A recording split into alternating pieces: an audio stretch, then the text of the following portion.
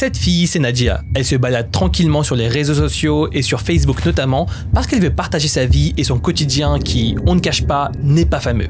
Et bingo, un jour comme un autre, elle reçoit une notification sur Messenger de Lorraine, une jeune infirmière. Mais ce que Nadia ne sait pas, c'est que Lorraine cache un terrible secret que personne n'aurait pu deviner et on vous prévient, il risque d'y avoir des conséquences désastreuses.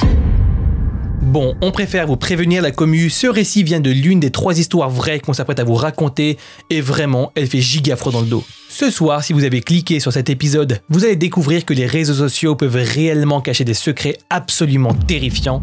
Mais avant de découvrir tout ça, vous connaissez, n'hésitez pas à vous abonner si vous appréciez notre contenu et à liker la vidéo, mettez aussi la cloche pour ne rien louper. On vous affiche là tous nos réseaux sociaux où il y a souvent du contenu supplémentaire et commençons tout de suite avec la première histoire.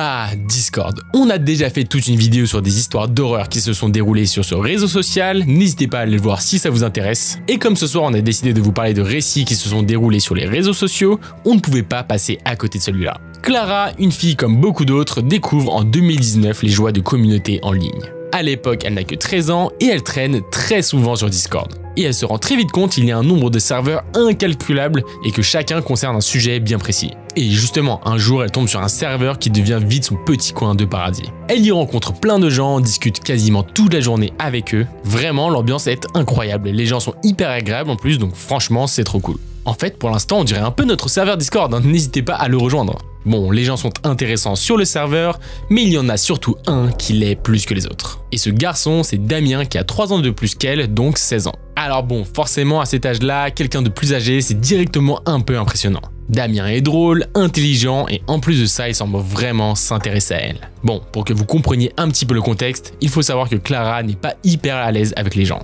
Elle est ultra timide, sauf dans ce cas précis. Franchement, elle se sent super à l'aise avec lui et sent qu'elle pourrait réellement démarrer quelque chose de plus sérieux. Elle et Damien se parlent de plus en plus, ils passent des soirées entières à discuter, à rigoler et très vite, Clara commence à ressentir quelque chose de plus fort pour lui.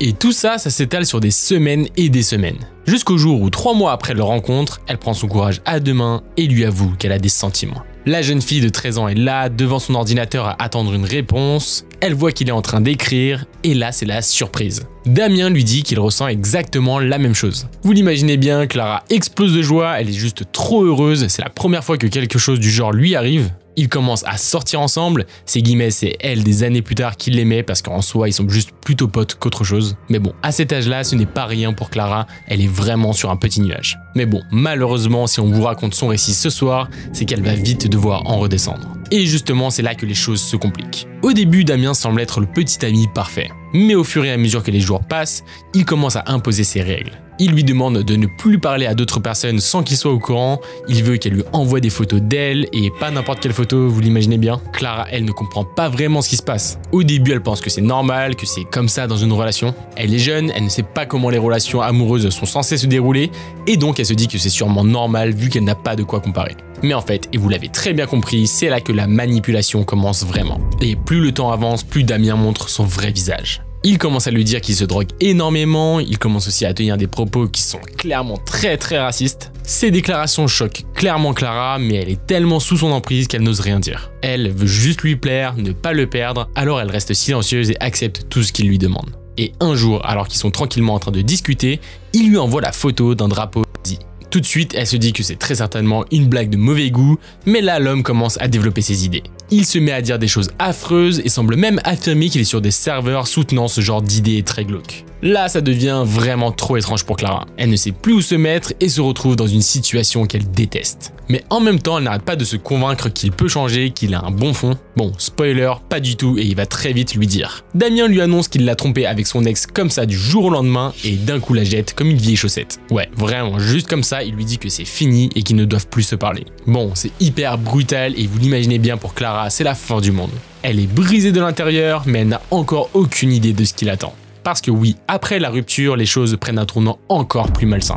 De nouveaux comptes anonymes apparaissent sur le serveur où ils s'étaient rencontrés. Et clairement, ces comptes, ils ne sont là que pour une chose, harceler Clara. Tous les messages sont vraiment atroces, ils s'attaquent à elle, tous les comptes se mettent à la harceler sur le serveur devant tout le monde. Ils la bombardent de messages insultants, ils la prennent pour cible de manière totalement injuste et cruelle. Et pour couronner le tout, les modérateurs du serveur, au lieu de la défendre, l'accusent d'être responsable de ce qui se passe. Ouais, en gros, c'est comme si c'était de sa faute quoi. On vous le rappelle quand même, Clara n'a que 13 ans et donc c'est beaucoup trop pour elle. Et donc elle a la réaction que n'importe qui aurait eu à sa place, elle quitte le serveur et bloque tout. Elle se dit que c'est très certainement le meilleur moyen de tourner la page et franchement elle a sûrement raison. Mais évidemment ça ne se termine pas comme ça.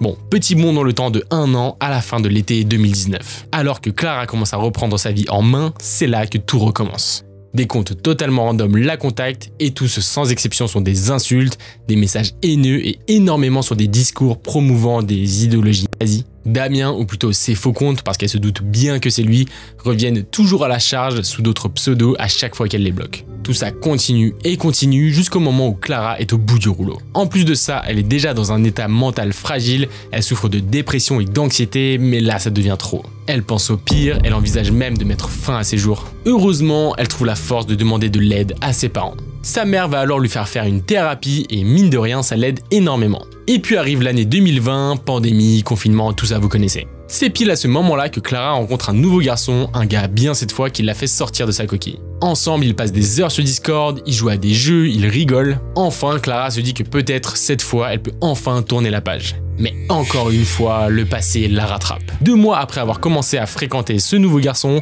Clara reçoit un message d'une certaine Lily. Bon, au début, le profil semble normal, ils sont sur un serveur en commun, alors Clara ne se méfie pas trop. Mais rapidement, la conversation prend un tournant étrange. Lily lui dit qu'elle l'avait déjà contacté la veille et qu'ensemble elles avaient parlé de santé mentale. Elle commence même à dire à Clara qu'elle a très certainement oublié de prendre ses médicaments contre la schizophrénie, c'est hyper bizarre. Clara est complètement perdue et tout ça n'a aucun sens parce qu'elle n'a jamais eu cette conversation avant avec cette Lily et surtout elle ne souffre pas de schizophrénie. Et au bout de 10 minutes de cette mascarade, elle comprend enfin, c'est encore une fois Damien qui essaye de la manipuler, de l'intimider et de l'humilier. Bien entendu, réflexe immédiat, elle bloque le compte, mais le lendemain elle reçoit une avalanche de messages, des menaces, des insultes encore et encore. À ce stade-là, Clara est littéralement terrifiée. Elle en parle à son petit ami qui lui conseille de tout supprimer, de créer un nouveau compte Discord, de repartir de zéro. Et clairement à court d'idées, c'est ce qu'elle décide de faire. Elle coupe tous les liens avec ses anciens amis, elle abandonne même son compte Twitch affilié sur lequel elle avait travaillé pendant des années. Tout ça juste pour échapper à ce prédateur de Damien, c'est vraiment horrible. Mais encore une fois, ça ne marche toujours pas. Elle n'a aucune idée de comment il fait, mais il arrive toujours à la retrouver et à l'inonder de messages haineux. Bon, à ce stade de l'histoire, on est d'accord avec vous, c'est complètement abusé, ça fait plus de 2 ans qu'il a commencé à la contacter et il ne s'arrête toujours pas. Sauf que là, il a passé un cap, il est encore plus cruel. Cette fois, il ne se contente pas que de l'insulter, il la menace sérieusement, il lui dit qu'il va la retrouver, qu'il va rentrer chez elle pour lui faire du mal. Alors, dans un dernier effort, elle demande à un ami en commun des informations sur Damien dans l'espoir de pouvoir aller à la police et de faire quelque chose pour se protéger. Mais malheureusement, elle n'arrive pas à réunir assez d'infos pour que la police puisse intervenir. Et le truc, c'est qu'après tout ça, Clara est franchement résignée. Elle a l'impression qu'elle ne peut rien faire, que quoi qu'il arrive, Damien la retrouvera et continuera de la harceler. Vraiment, elle a tout essayé, elle supprime ses comptes, en réouvre des nouveaux et à chaque fois, il réussit à la recontacter et à la retrouver. Et depuis toute cette histoire, chaque jour, elle se demande si Damien sait où elle est, s'il va réapparaître dans sa vie. Elle découvre même qu'il a créé un site web et qu'il poste des vidéos sur YouTube où il parle d'elle, où il la ridiculise. C'est vraiment abusé quand même. À ce point-là, c'est clairement devenu une obsession pour lui et pour elle, c'est un cauchemar sans fin. Malheureusement, quand Clara raconte son histoire, c'était toujours pas fini, Damien continue de la harceler. Et même si Clara espère que leurs chemins ne se recroiseront plus jamais, au fond, elle sait que quoi qu'il arrive, l'ombre de Damien continuera de la hanter.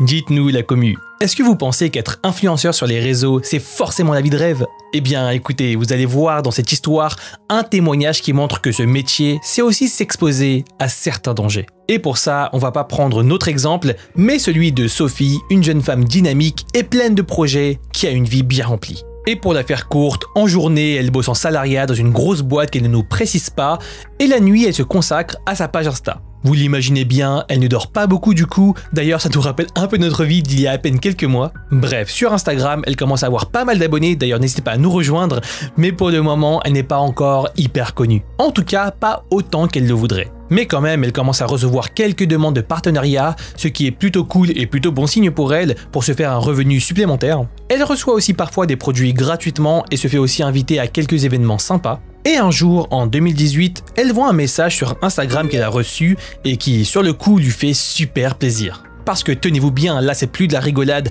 un hôtel à Miami qui semble assez chic au vu des photos, lui propose un voyage tout frais payé pour un week-end. Et en échange, juste quelques photos et stories pour promouvoir l'hôtel. Là, c'est l'aubaine de ouf, c'est vraiment la première fois qu'elle reçoit une invitation comme celle-là, et franchement, elle est giga refaite et on la comprend. En plus de ça, l'hôtel lui propose d'amener une amie avec elle, et pour Sophie, c'est vraiment le rêve qui devient une réalité, son tout premier voyage sponsorisé. Bon, l'hôtel fait les choses bien et lui envoie un contrat par mail. Mais il y a quand même un petit truc bizarre, c'est que l'hôtel lui demande de payer elle-même son billet d'avion avec toutefois la promesse d'un remboursement une fois sur place. Et en gros, l'idée c'est d'éviter que l'influenceuse prenne le billet payé par l'hôtel et ne se pointe jamais. Bon, vu comme ça, en vrai ça se tient, et Sophie, qui n'a pas beaucoup d'expérience dans le domaine, accepte et signe le contrat. Elle assure aussi à l'hôtel qu'elle viendra bel et bien avec une amie à elle, c'est donc parfait, elle a trop hâte. Tout est booké, tout est préparé, les yeux pleins d'étoiles, et le jour du départ arrive donc très vite. Sauf que là, sinon c'est pas drôle, petit imprévu. La veille du départ, sa pote lui dit qu'elle est malade comme jamais et qu'elle ne va pas pouvoir venir avec elle, c'est vraiment ballot. Et donc mettez-vous à la place de Sophie, c'est vraiment un coup dur, elle s'était projetée avec sa pote en train de profiter de l'hôtel à fond, mais bon, ne vous en faites pas, elle a un gros carnet d'adresses. Et donc elle propose à son pote Max de venir. Et écoutez, il n'a rien de prévu pour le week-end et donc il accepte tout de suite. Bon, c'était super chaud, mais il a réussi à prendre un billet dans le même avion et finalement le grand jour arrive, donc le lendemain, et tout se déroule comme sur des roulettes. Sophie et Max prennent l'avion, ils sont super contents, tout excités et atterrissent finalement à Miami. Et dès leur sortie de l'aéroport, ils repèrent une personne qui tient une pancarte avec le nom de famille de Sophie. Vous voyez le genre de personne qu'on voit à chaque fois qu'on s'y rend. En plus, le gars a même imprimé le logo de l'hôtel dessus, donc pas de doute possible. Et franchement, cet homme en question paraît plutôt cordial. Ils sont accueillis avec un grand sourire et on les conduit jusqu'à un SUV noir. Et alors que jusque-là, ça semblait être le voyage de rêve, les choses commencent à devenir étranges. Parce que quand les deux entrent dans la voiture, l'homme qui les avait accueillis se met côté passager.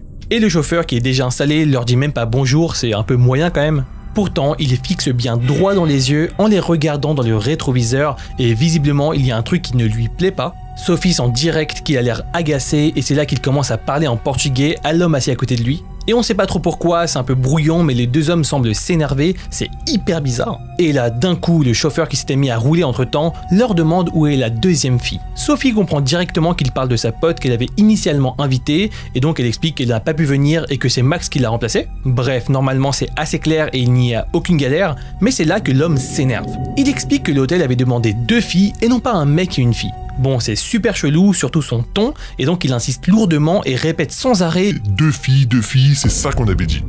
À ce moment-là, imaginez bien, Sophie et Max viennent juste d'atterrir, ils sont complètement paumés et c'est un peu la douche froide pour eux. Ils se regardent et s'interrogent, ne comprenant pas du tout ce qui est en train de se passer. Et même le mec qui les avait accueillis jusqu'ici et qui semblait super jovial, a maintenant un air hyper sévère. Bon, Sophie et son pote sentent que l'ambiance devient vraiment bizarre et que quelque chose de malsain est en train de se passer. Et là, alors qu'ils sont en train de rouler sur une route paumée et que l'ambiance est vraiment de mort, le chauffeur arrête brusquement la voiture et se retourne en demandant « Où est la deuxième fille ?» Bon, clairement, ça ne va plus, il fait vraiment une fixette sur cette fille, et Sophie, qui est de plus en plus stressée, tente d'expliquer que c'est elle l'influenceuse et que Max est juste un ami qui l'accompagne. Elle sort même son téléphone et lui montre sa page Insta pour lui prouver, mais ça ne semble pas du tout calmer les deux gars. Et là, alors que la situation est déjà bien tendue, le pire arrive. L'homme assis sur le siège passager sort du SUV, va vers le coffre et balance leur bagage sur le trottoir, hurlant de rage avant de remonter dans la voiture.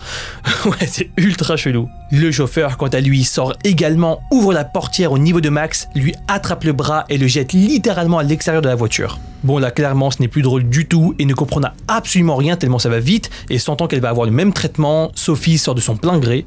Et après ça, alors qu'ils n'ont même pas eu le temps de rationaliser, les deux hommes remontent dans la voiture et le chauffeur dit à Sophie avant de partir « Vous avez vraiment de la chance ». Et juste après, le SUV démarre en trombe, les laissant plantés là, en plein milieu de la route, complètement choqués. Bon, clairement, Sophie et Max ne savent pas du tout quoi faire, ils se retrouvent tout seuls, plantés là avec leurs valises, en plein milieu d'une route complètement déserte. Et Sophie, encore terrorisée, prend son téléphone et envoie immédiatement un email à Melissa, la personne de l'hôtel avec qui elle avait tout organisé, son contact en gros. Elle décrit la situation, espérant une réponse rapide et surtout qu'on lui explique ce qu'il se passe. Mais rien, absolument rien. Les deux commencent donc à marcher le long de la route dans le désespoir le plus total. Sophie a clairement 1000 questions en tête et finalement ils arrivent au niveau d'une ville où ils se posent dans un café pour essayer d'éclaircir la situation. Mais les heures passent et rien. Pas de réponse, pas de nouvelles de l'hôtel, il y a vraiment nada quoi. Bon, à ce moment-là, elle commence à passer de l'incompréhension à l'agacement le plus total et Sophie décide de prendre un taxi et de se rendre directement à l'hôtel elle-même pour avoir des comptes. Et c'est donc ce qu'ils vont faire, ils s'y rendent, mais une fois sur place, ils se rendent compte que l'ambiance est totalement différente de ce qu'ils avaient imaginé. Parce que, tenez-vous bien, l'hôtel a en fait changé de nom, de propriétaire et de tout en fait. Ce n'est plus du tout le même endroit, tout a changé par rapport aux photos présentées sur la page Instagram. Et d'ailleurs, Sophie va montrer cette fameuse page Insta qu'il avait invitée à l'hôtel au réceptionniste qui est présent. Et elle lui explique un peu en panique que cet Insta appartient à l'hôtel et qu'elle a été invitée. Mais ça ne lui dit absolument rien. Apparemment, cette page montre des photos de l'ancien hôtel avant qu'il soit racheté par le nouveau propriétaire. Et le nouveau staff n'est pas du tout au courant, personne ne sait qui est cette Melissa qui lui a envoyé le contrat et qui donc est bien entendu un faux contrat, vous l'aurez compris. Et là, c'est absolument horrible comme sentiment, mais Sophie comprend qu'elle s'est faite avoir. Et pire qu'une promesse simplement non tenue, c'était une arnaque bien ficelée. Et là, directement, tout s'enchaîne dans sa tête, elle repense au comportement des deux individus qui semblaient réellement vouloir qu'elles soient deux filles. En repensant à toute cette histoire, elle se dit que ces personnes voulaient certainement attirer des jeunes filles dans un piège pour les kidnapper ou pire encore. À ce moment-là, et ce sont ses mots, mais Sophie se sent complètement stupide, elle éclate en sanglots, terrifiée à l'idée de ce qui aurait pu se passer. Max, lui aussi, est sous le choc, mais il essaie de la réconforter du mieux qu'il peut. Et d'ailleurs, petit aparté, mais il faut bien comprendre que c'est tout à fait possible, parce qu'avec Joe, on a déjà vécu des choses un petit peu similaires, mais sans aller aussi loin évidemment. Lorsque vous avez un minimum d'influence, de visibilité, et ben vous recevez plein de mails qui promettent des choses complètement fausses, et parfois c'est simplement des scams, mais là, clairement, c'est ultra choquant. Et en plus de ça, à ce moment-là de sa vie, Sophie est clairement débutante et du coup elle comprend également qu'elle ne va jamais se faire rembourser des billets d'avion. Bref, ensemble, ils appellent la police et rencontrent un inspecteur, mais l'enquête ne mène nulle part. Le compte Instagram est finalement supprimé et Sophie n'entend plus jamais parler de cette Melissa. Mais cette histoire continue de la traumatiser aujourd'hui. L'idée que Sophie aurait pu être kidnappée si elle était venue avec une autre fille la hante encore, ça s'est joué à rien. Et au final, le fait que sa pote ait été malade au dernier moment a peut-être été l'événement qui les a sauvés pour cette fois. Et donc oui, dans sa malchance, elle a probablement été très chanceuse, mais elle sait que tout cela aurait pu très mal finir.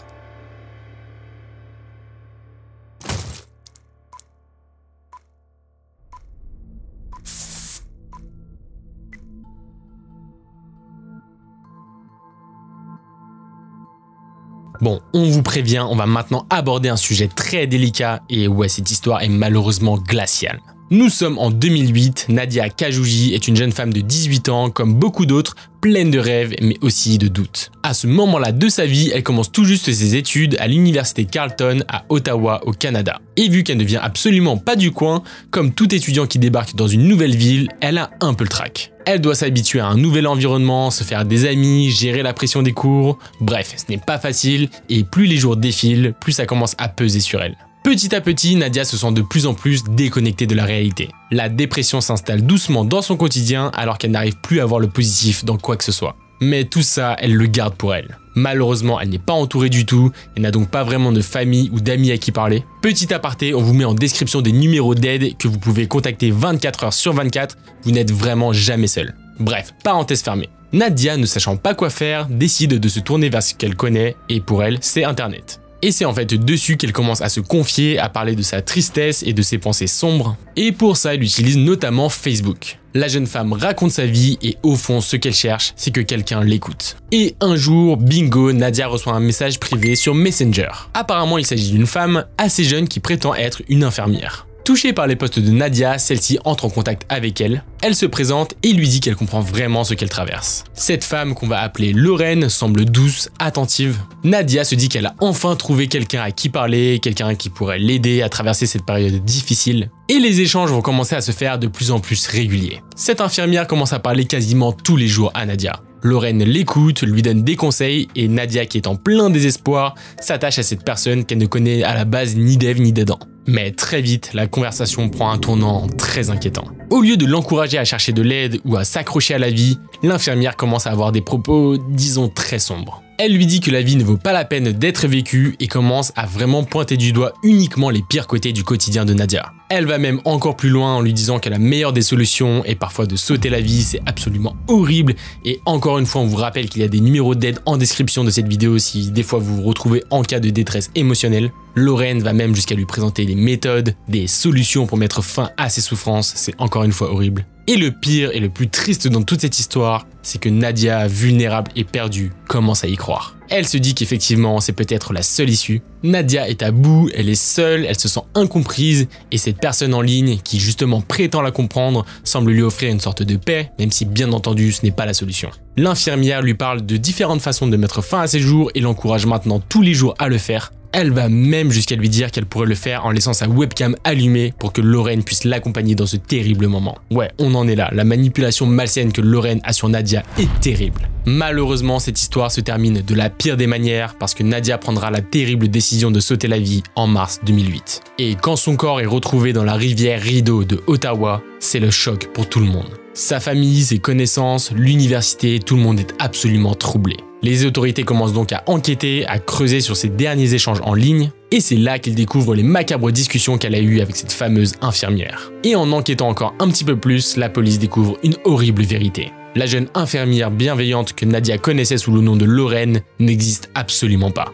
Derrière cet écran, il n'y avait pas une femme compréhensive, mais un homme de 47 ans, William Melchert Dinkel, un ancien infirmier états-unien. Dans le malheur de cette histoire, Nadia aura tout de même conduit la police jusqu'à lui, qui va tout de suite l'arrêter. Et en creusant encore un peu plus, l'enquête révélera qu'il n'en était pas à son coup d'essai. William avait en fait pour habitude de traîner sur les forums et les réseaux sociaux, dont Facebook, à la recherche de jeunes gens en détresse pour les pousser à commettre le pire. Vous l'aurez compris, il s'agit donc littéralement d'un prédateur, un manipulateur de la pire espèce vraiment. L'enquête révèle qu'il a fait ça sur plusieurs personnes, utilisant toujours le même mode opératoire. Il se fait passer pour une jeune femme, gagne la confiance de ses victimes en se présentant comme étant infirmière et les pousse à commettre l'irréparable. William est finalement arrêté et jugé aux États-Unis. À la suite du procès, il sera reconnu coupable d'avoir poussé Nadia à commettre le pire, mais également un homme anglais de 32 ans, Mark Drybrout. Et attention, voici la partie qui fait vraiment grincer des dents. L'homme a été condamné à seulement 180 jours de prison. Voilà, c'est affreux. Encore une fois, on vous met tous les numéros d'aide en description de cette vidéo. Cette histoire est terrible et montre à quel point il faut se méfier des gens que l'on peut rencontrer sur les réseaux sociaux. Ouais, on vous avait prévenu, cette dernière histoire est absolument terrible. Alors encore une fois, faites bien entendu super gaffe à toutes les personnes que vous rencontrez sur les réseaux sociaux, que ce soit sur Facebook s'il y a encore des personnes de la commu qui l'utilisent, et d'ailleurs si c'est le cas, n'hésitez pas à nous le dire en commentaire, ou encore sur Discord via des serveurs chelous, bref, un peu partout en fait. Et au final, si on y réfléchit bien, mais le conseil de faire attention aux inconnus de la rue, faut grave l'appliquer en ligne en vrai.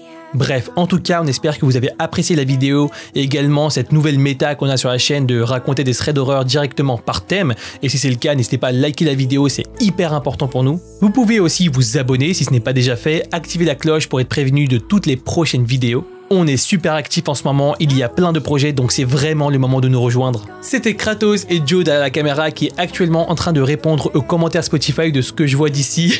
Et on se dit à la prochaine pour une nouvelle vidéo. Ciao. Ciao, Dieu, je suis pas du tout focus, mais c'est pas grave. Et c'est une fin de tournage. Ouais, c'est l'histoire 2 du thread d'horreur qui sortira mercredi. Bon, on a compris quoi. Enjoy. Yo. Ok, donc on est reparti, thread 1, thread 3 pour la vidéo les pires réseaux sociaux. Ça c'était vraiment gratuit. Pardon la commune. Du coup tu vas faire la miniature là. Et comme ce soir on a décidé de vous parler de récits qui se sont déroulés sur les réseaux sociaux. C'est chiant à dire.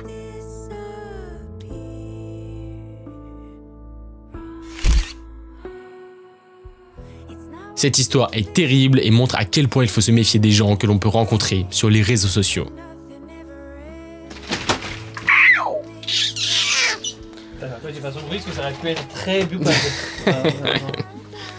Et commençons tout de suite avec la première histoire. Quoi ? Nous, c'est Kratos et Joe, on te raconte tous les jours des histoires flippantes ou incroyables, alors abonne-toi pour ne rien louper. J'aime bien cette phrase.